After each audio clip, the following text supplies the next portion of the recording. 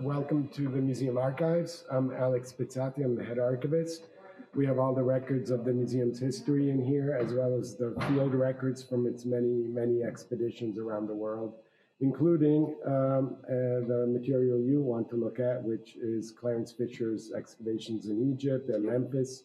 He worked for over 10 years in Egypt with us, and Memphis, of course, is one of our prize excavations, and the Palace of Lorenta. A note about the room: it's the old library of the museum. That's why it's so beautiful. Part of the first wing of the museum that was built in 1899. It stayed the library until 1971, and then it was bursting at the seams. When the academic wing was built, they built a bigger library, and so the archives were brought into this room. And the archives was, in fact, established in 1978. I know that you are here to look at Clarence Fisher's Memphis diaries, and so we can start right away. Please keep everything in order.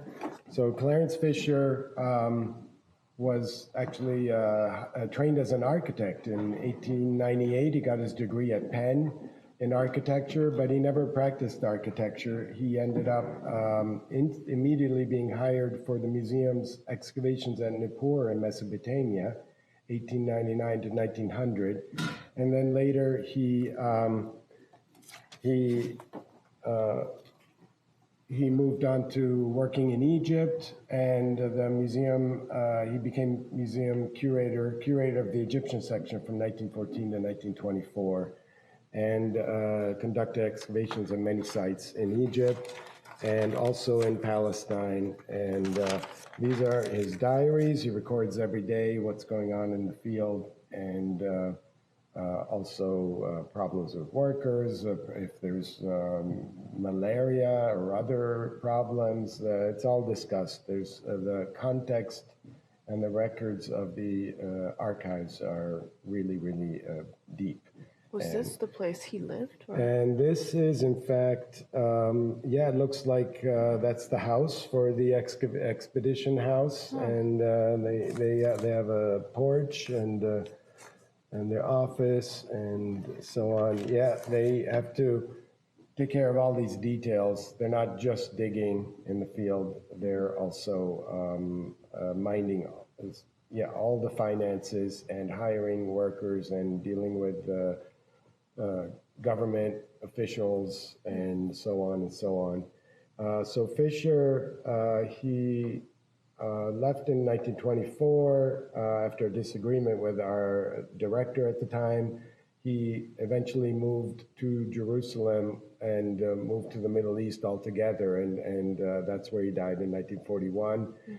But he continued in archaeology. He worked in Palestine for afterwards until, again, the end of his career.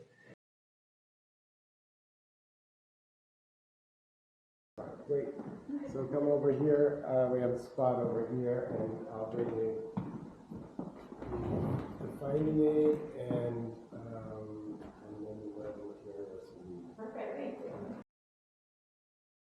you. In fact, Kevin came by and he photographed a lot of them, a lot of the negatives already, but there's probably others. There's always more. So that's like. And we have a couple of the granite pieces. Yeah, right. Those are nice. The granite column is not from Memphis, though. The Egyptian one. It's from. We had it long before, when the Egyptian wing opened in 1899 here. It was already there. I can't remember. I think it's a Petrie find as well. Oh. Because anyway, long story about Petrie.